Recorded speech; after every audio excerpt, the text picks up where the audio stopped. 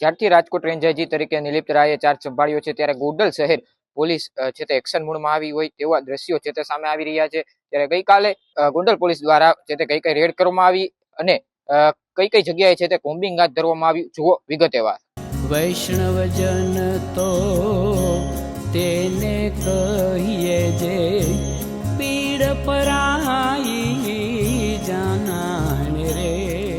નવજીવન news ઉપર હું છું ક્રિશ પટેલ। ગઈકાલે ગોંડલ બી ડિવિઝન પોલીસ દ્વારા છે તે એક ચોક્કસ બાતમીના આધારે ગોંડલ નાગરકા રોડ ઉપર એક વોચ ગોઠવવામાં આવી હતી, જેમાં વોચ દરમિયાન બાતમી મળી હતી કે એક વ્યક્તિ છે ત્યાંથી દારૂ ભરેલી ગાડી છે તે લઈ જઈ રહ્યો છે। તે દરમિયાન પોલીસ ને બાતમી મળતા પોલીસ દ્વારા છે તે ગાડીનું ચેકિંગ કરતા તેમાંથી 87 બોટલ જેટલી વિદેશી દારૂનો જથ્થો છે તે ઝડપી પાડ્યો હતો, જેમાં એક ગાડી સહિત કુલ 5 લાખથી વધુ મુદ્દામાલ છે તે કબજે કર્યો હતો।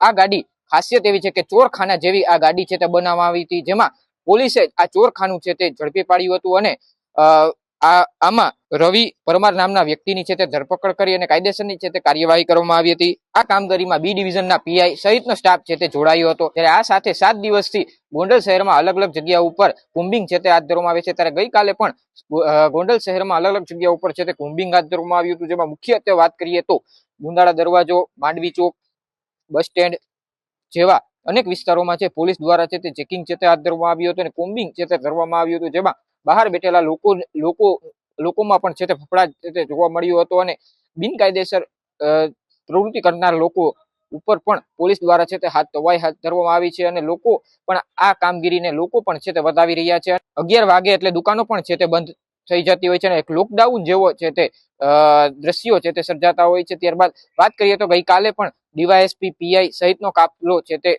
આ કોમ્બિંગમાં ધરવામાં આવ્યું હતું, જેમાં મોટી સંખ્યામાં પોલીસ બંદોબસ્ત વચ્ચે આ કોમ્બિંગ છે તે હાથ ધરવામાં આવ્યું હતું।